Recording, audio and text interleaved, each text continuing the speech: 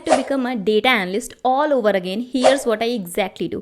मैं एक tyre 3 college से आती हूँ and without any placement, referral and connection मैंने अपनी first data analyst job crack की थी. बट अगर मुझे अभी डेटा एनालिस्ट बनना है then I will do totally different things what I did back then, because the job market is harder, competition is insane and AI is changing everything. So इस video में मैं आपको exactly step by step plan बताने वाली हूँ जो कि आपको करना है if you really want to become a data analyst in today's time. So grab your pen and paper and write all the important points that I am sharing in this video. First thing is skills. सिर्फ उतना ही learn करना है जितना ज़रूरी है. There are thousands of tools जिससे कि आप डेटा एनालिसिस कर सकते हो, but companies are keep asking for the same 5 skill. कौन कौन से हैं वो? स्टैटिस्टिक्स, जो कि फाउंडेशन ऑफ एनालिसिस, इसके बिना तो आप एनालिसिस शुरू ही नहीं कर सकते. सेकंड आपका आ जाता है एक्सेल. एक्सेल में भी सिर्फ बेसिक चीज़ें ही सीखनी है. मैंने एक कंप्लीट डिटेल रोड मैप बनाई हुई है जिसमें मैंने टॉपिक वाइज स्किल्स के बारे में बताया है. But this video is completely different because यहाँ पे हम स्किल को इतना ज़्यादा डिटेल में नहीं देखने वाले हैं, बट स्किल्स लर्न करने के साथ साथ आपको एक्स्ट्रा क्या चीज़ें करनी है जिससे कि आप डेटा एनालिस्ट बन पाओगे जल्द से जल्द. ओके, तो स्किल्स के बारे में तो आपको ऑलरेडी पता है, तो मैं बस एक क्विक ओवरव्यू दे देती हूँ कि स्टैटिस्टिक्स, देन आपका एक्सेल. अभी भी कंपनीज में एक्सेल की डिमांड है. ऐसा नहीं है कि एक्सेल पूरी तरीके से वैनिश हो चुका है या फिर AI आ गया तो एक्सेल की ज़रूरत नहीं है. क्विक एनालिसिस के लिए आपको एक्सेल चाहिए. देन आ जाता है आपका SQL. 80% of the job description are still asking for SQL, और सीक्वल आपका एडवांस लेवल का होना चाहिए. मोस्टली आप सीक्वल पे ही वर्क करने वाले हो, डैशबोर्ड्स बनाने वाले हो. डैशबोर्डिंग के लिए आपका पावर BI, टैब्ल्यू, इन दोनों में से कोई एक चूज़ कर सकते हो. बट बहुत सारी कंपनीज में आपको पावर BI की ही डिमांड रहती है. कुछ MNCs हैं जहाँ पे टैब्ल्यू आपको पूछा जाता है रिक्वायरमेंट में. सो आप पावर BI, अगर आप फ्रेशर हो तो आप एज अ पावर BI ही शुरू कर सकते हो. अगर आपको टैब्ल्यू का पहले से नॉलेज है then you can continue with the Tableau.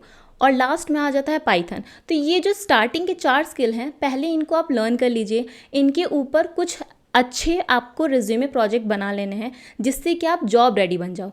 Python आपको सीधा लास्ट में करना है. और मैं ऐसा क्यों कह रही हूँ, क्योंकि ऐसा नहीं है कि पाइथन मोस्ट रिक्वायर्ड स्किल है. कुछ अभी भी एनालिस्ट रोल हैं जिनमें पाइथन की ज़रूरत नहीं पड़ती है. तो अगर मैं अभी प्रिपेयर कर रही होती तो सबसे पहले मैं चारों स्किल सीख के अच्छे प्रोजेक्ट बना के अपना रिज्यूमे प्रिपेयर कर लेती और उससे अप्लाई करती. पाइथन मैं उसके कंटिन्यू, उसके पैरेलल में सीखती रहती. पहले सिर्फ डेटा एनालिस्ट की एक जॉब रोल हुआ करती थी, बट अब डेटा एनालिस्ट के अलावा बहुत सारे एनालिस्ट रोल्स आ चुके हैं मार्केट में. हर एक कंपनी का अपना अलग एनालिस्ट रोल का डेजिग्नेशन होता है. तो हो सकता है कुछ एनालिस्ट रोल में आपको पाइथन की ज़रूरत ना पड़े, तो आप उनमें भी अप्लाई कर सकते हो. तो आपका जो प्रिपरेशन है और एप्लीकेशन वो जल्द शुरू हो जाएगा, क्योंकि पाइथन टाइम लगता है लर्निंग करने में.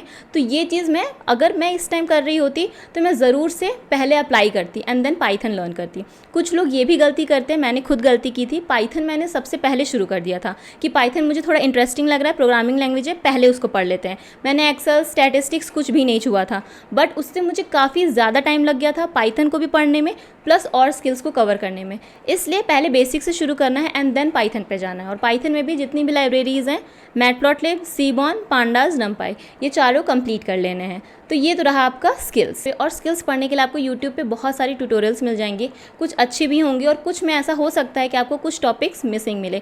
तो आप एक स्ट्रक्चर्ड कोर्स कर सकते हो. इसमें आपको मोस्ट ऑफ द टॉपिक्स एक ही जगह मिल जाएगा और बार बार आपको रिसर्च नहीं करना पड़ेगा कि ये टॉपिक कहाँ से पढ़ें, वो टॉपिक कहाँ से पढ़ें. यहीं पर मैं आपको एक कॉलेज प्रोग्राम के बारे में बताना चाहूँगी जो कि फ्रेशर्स और रिसेंट ग्रेजुएट्स के लिए बना है. Data analyst college programme from Odin school. यहाँ पे आपको लाइव क्लासेस मिल जाती हैं, जॉब प्रिपरेशन सपोर्ट मिल जाता है and 20+ practical real world projects मिल जाते हैं जो कि आपको हैंड्स ऑन एक्सपीरियंस भी देते हैं कि आप किस तरीके से डेटा एनालिसिस स्किल को अप्लाई कर सकते हो रियल लाइफ प्रॉब्लम्स पे. क्लासेस के साथ ही डाउट क्लियरिंग सेशन भी देते हैं जहाँ पे आपको कोई भी डाउट हो, कोई भी कंफ्यूजन अबाउट एनी स्किल, अगर आपको कोई प्रोजेक्ट में प्रॉब्लम आ रहा है, अगर आपको कोई असाइनमेंट प्रॉब्लम आ रहा है, आप सब पूछ सकते हो इनके इंडस्ट्री एक्सपर्ट से. और इनके रेगुलर असाइनमेंट भी होते हैं, फीडबैक भी होता है, जिससे कि आप अपने प्रोग्रेस को ट्रैक कर सकते हो कि कितना आपने बेटर वर्क किया है और कितना आपको और वर्क करना है. और इसमें आपको जो बेसिक स्किल्स मैंने बताया वो तो मिलेंगे ही, प्लस आपको ट्रेंडिंग टेक्नोलॉजी भी मिल जाती है, machine learning and generative AI. और ये सब आप सीख सकते हो टॉप इंडस्ट्री एक्सपर्ट से जो खुद तो इंडस्ट्री में वर्क कर रहे हैं एज अ डेटा एनालिस्ट और आपको सिखाएंगे. तो आपको ट्रेंडिंग टेक्नोलॉजी सीखने के साथ साथ इंडस्ट्री एक्सपोजर भी मिल रहा है. That is the best part about this course. And course completion के बाद आपको 2 सर्टिफिकेट मिल जाता है. एक तो आपका कोर्स कंप्लीशन का सर्टिफिकेट हो जाता है और दूसरा आपका इंटर्नशिप का सर्टिफिकेट हो जाता है जो कि आप रिज्यूमे में डालते हो. अगर आपके पास कोई भी एक्सपीरियंस नहीं है शो करने के लिए तो इनके प्रोजेक्ट को प्लस इनके सर्टिफिकेशन को आप ऐड करके अपने रिज्यूमे की क्रेडिबिलिटी को इंक्रीज कर सकते हो। और प्लेसमेंट सपोर्ट में ये आपको रिज्यूमे और लिंक्डइन बनाने में हेल्प करेंगे, इंटरव्यू के लिए प्रिपेयर कराएंगे, आपको जॉब ड्राइव्स भी प्रोवाइड करेंगे, प्लस आपको एक डेडिकेटेड प्लेसमेंट पोर्टल भी मिलेगा। और इनका टाइप 600 प्लस हायरिंग कंपनीज में है, तो आपको इन सारी कंपनीज में इंटरव्यू देने की अपॉर्चुनिटी भी प्रोवाइड की जाएगी। So it's a very good course. आपको लिंक डिस्क्रिप्शन बॉक्स में मिल जाएगी, वहां से आप चेक कर सकते हो other details about this course. आज के टाइम में एआई तो कोड लिख सकता है, तो डेटा एनालिसिस की ज़रूरत क्यों है? क्योंकि उनको ज़्यादा नॉलेज है, उनकी ज़्यादा एनालिटिकल नॉलेज है इन सॉल्विंग बिजनेस प्रॉब्लम। मेरे टाइम में कंपनीज फोकस करती थी कि कितना ज़्यादा आपको अच्छे से टूल यूज़ करना आता है, कितना अच्छे से आपको कोड करना आता है, कैसे आप SQL क्वेरी लिखते हो। बट अब जैसे चीज़ें चेंज हो चुकी हैं, now companies are not only looking for a person जो कि सिर्फ टेक्निकल नॉलेज जानता हो, उसको एनालिटिकल चीज़ें भी आनी चाहिए। वो सिर्फ ऐसा ना हो कि उसको सिर्फ टूल यूज़ करना आता, उसको फंक्शनैलिटीज़ के बारे में पता हो, बट उसने कभी रियल डेटा सेट पे वर्क ही नहीं किया। तो ऐसा अब कंपनी को नहीं चाहिए, because AI can write anything you want, right? तो कंपनी ऐसे लोगों में इन्वेस्ट करना चाहती हैं जिनको रियल बिजनेस प्रॉब्लम सॉल्व करना आता हो।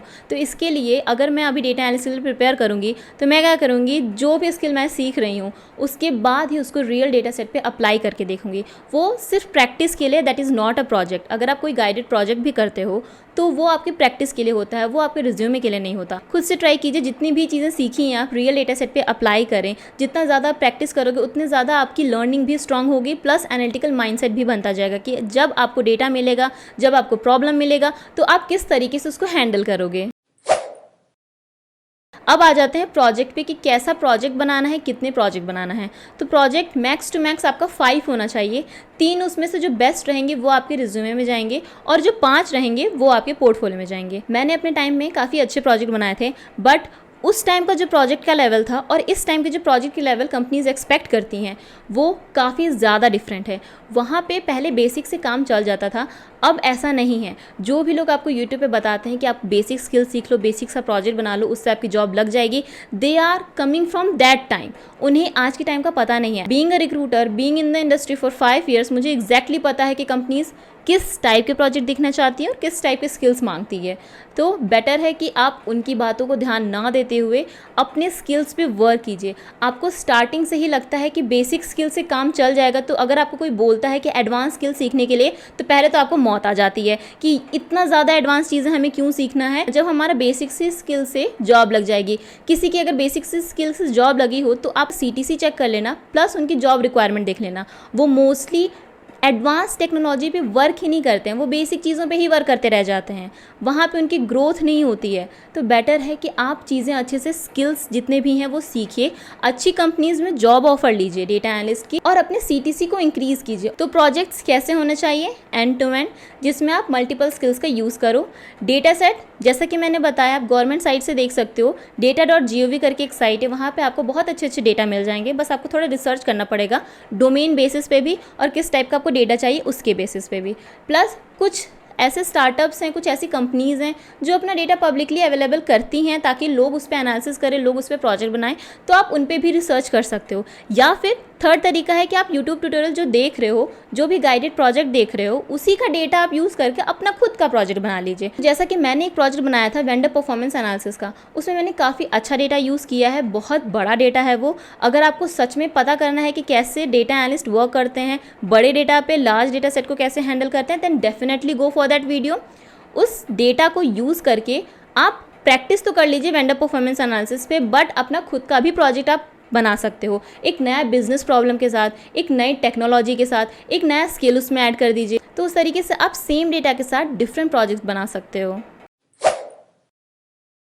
तो स्किल्स लर्न कर लिए, प्रैक्टिस कर ली, प्रोजेक्ट बना लिए, अब उन प्रोजेक्ट को आपको पोर्टफोलियो में डालना होता है, प्लस आपको लिंक्डइन पे डालना होता है। मैंने एक कंप्लीट सीरीज़ भी बना रखी है जहाँ पे मैंने बताया कि प्रोजेक्ट के बाद आपको क्या क्या चीज़ें करनी है, कैसे आप लिंक्डइन पे अपलोड करोगे, कैसे आप गिटहब पे अपलोड करोगे, और किस तरीके से आप इसको रिज्यूमे में ऐड कर सकते हो। ओके, तो पोर्टफोलियो में आपको जितने भी प्रोजेक्ट हैं आपको ऐड करने हैं, किस तरीके से ऐड करने हैं वो भी मैंने बताया। एक रीडमी फाइल के साथ, एक प्रॉपर स्ट्रक्चर के साथ होना चाहिए। ओके, जो भी प्रोजेक्ट बना रहे हो आप उसमें रिपोर्ट ऐड कीजिए। Report is the best way to show your presentation skill, okay, किस तरीके से आप जो इनसाइट है उसको कैसे प्रेजेंट करते हो। तो report is must, report is nothing but the readme file. Readme file में भी आप रिपोर्ट ऐड कर सकते हो, या चाहो अगर आपको बहुत डिटेल में जाना है रिपोर्टिंग में तो आप रिपोर्ट का अलग से एक फाइल बना सकते हो, और रीडमी में सिर्फ उसका ओवरऑल स्ट्रक्चर बता सकते हो। और लिंक्डइन की बात करें तो लिंक्डइन तो आज ही जाके आपको ऑप्टिमाइज़ करना है, प्लस एक्टिव रहना शुरू कर देना। आपको daily at least half an hour आपको लिंक्डइन पे एक्टिव रहना है, कनेक्शन रिक्वेस्ट भेजना है। जो डेटा एनालिस्ट की तरफ वर्क कर रहे हैं उनको कनेक्शंस भेजिए, जो रिक्रूटर्स हैं उनको कनेक्शंस भेजिए, उनके जो भी पोस्ट है उनके साथ इंटरेक्ट कीजिए, लाइक कीजिए, कमेंट कीजिए। तो इस तरीके से आपको एक्टिव रहना है। प्लस अपने ऑनलाइन प्रेजेंस बनाने के लिए आपको पोस्ट करना है। पोस्ट आपका किसी भी तरीके का पोस्ट हो सकता है, चाहे वो आपका प्रोजेक्ट हो, चाहे सर्टिफिकेशन हो, चाहे कोई चैलेंजेस हो, कोई लर्निंग हो, कोई भी चीज़ आप लिंक्डइन बता सकते हो। बस वो प्रोफेशनल होना चाहिए। ऐसा कोई रैंडम आपको पोस्ट नहीं करना जो आप इंस्टाग्राम पे करते हो, ऐसा कुछ नहीं करना है। सिर्फ प्रोफेशनल चीज़ें, कॉर्पोरेट चीज़ें और अपने प्रोजेक्ट से रिलेटेड चीज़ें ही आपको शो करनी है वहाँ पे। Now the resume, ATS friendly resume होना चाहिए।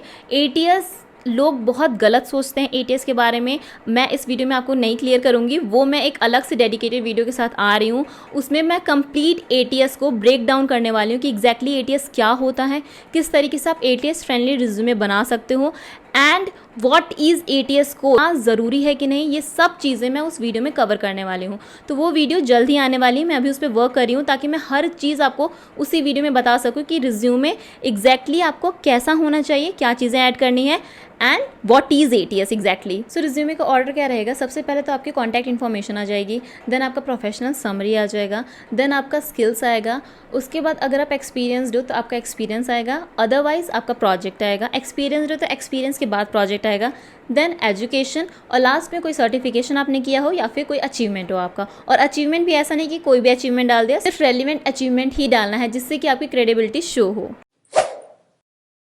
नाउ नेक्स्ट आपको अप्लाई करना है। अप्लाई कहाँ कहाँ करना है आपको, नौकरी, लिंक्डइन, जितना हो सके उतनी कंपनीज़ में अप्लाई करना है, और सिर्फ डेटा एनालिस्ट रोल में ही अप्लाई नहीं करना।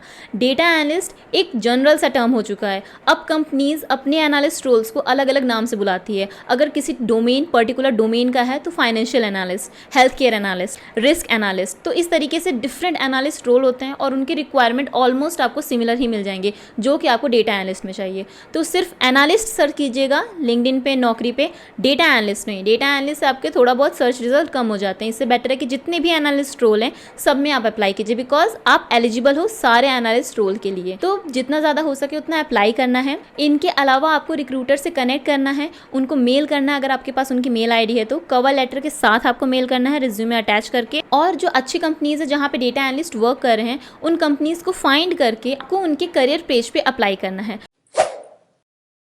नेक्स्ट बात करते हैं इंटरव्यू प्रिपरेशन की। तो इंटरव्यू प्रिपरेशन के लिए सबसे पहले तो आपका जितना भी स्किल्स है, आपको जितना भी आपने सीखा है वो सब आप वापस से रिवाइज कीजिए। जितनी भी चीज़ें आपने पढ़ी हैं, नोट्स तो बना ही रखा होगा आपने, वो रिवाइज कीजिए। SQL और पाइथन जो क्वेरी है, प्रोग्रामिंग लैंग्वेज है, उन पे हैंड्स ऑन प्रैक्टिस कीजिए, प्रोग्रामिंग लैंग्वेज की उन पे प्रैक्टिस कीजिए, बिकॉज इंटरव्यूज़ में आपको वही पूछा जाने वाला है। और जितना ज़्यादा आप रिवाइज करोगे डिफरेंट स्किल्स को, वो आपको बेटर रहता है, क्योंकि कुछ भी टॉपिक अगर आप थोड़ा सा ऐसे भूलते भी हो तो बता सकते हो कि इसके अलावा मुझे ये सारी चीज़ें आती हैं। तो आप कंटिन्यूस लर्निंग को भी दिखा रहे हो, प्लस ये भी दिखा रहे हो कि हाँ आपको चीज़ें पता है बट एग्जैक्टली अभी उस टाइम आपको याद नहीं आ रहा। और प्लस जो जनरल क्वेश्चंस होते हैं, जो डेटा एनालिस्ट के जनरल क्वेश्चन होते हैं, मैंने एक पर्टिकुलर वीडियो बना रखी है top 20 data analyst interview question, वो भी आप चेक कर सकते हो। उसको पहले से ही प्रिपेयर करके रखना, उसका आंसर खुद से लिख लीजिएगा।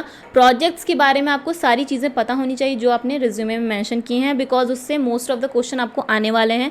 तो बेटर है कि पहले ही आप उसको प्रिपेयर करके रख लो। तो ये सारी चीज़ें आपको करनी है। ये सारी चीज़ें मैं खुद करती अगर मुझे डेटा एनालिस्ट बनना होता तो। 3 to 4 मंथ्स के लिए कंप्लीट डेडिकेशन के साथ ये सारी चीज़ें कंप्लीट करनी है, तभी आप एक सक्सेसफुल डेटा एनालिस्ट बन पाओगे। एंड डेटा एनालिस्ट का मतलब, जैसा कि मैंने बताया, डिफरेंट एनालिस्ट रोल्स हैं मार्केट में, तो एनालिस्ट बन पाओगे आप। ओके, एक डेटा एनालिस्ट डजंट मीन कि डेटा एनालिस्ट डेजिग्नेशन होनी चाहिए आपकी। मैं डिप्टी मैनेजर हूँ बट मैं वर्क इसमें करती हूँ डेटा साइंस में, सो डेजिग्नेशन डजंट टेल यू कि आप वर्क क्या करने वाले हो। करेक्ट, एनालिस्ट रोल के लिए आपको अप्लाई करना है और आप एक सक्सेसफुल एनालिस्ट बन जाओगे अगर आप सच में ये सारी चीज़ें 1 by 1 कंप्लीट करते हो तो। आई होप आपको ये वीडियो अच्छी लगी हो। वीडियो अच्छी लगी हो तो लाइक कीजिएगा। अभी तक आपने मेरा चैनल सब्सक्राइब नहीं किया तो सब्सक्राइब कीजिएगा, और कमेंट सेक्शन में ज़रूर बताइएगा कि आपको वीडियो कैसी लगी, या फिर अगर आपका डेटा एनालिस्ट से रिलेटेड कोई डाउट हो तो। Thank you.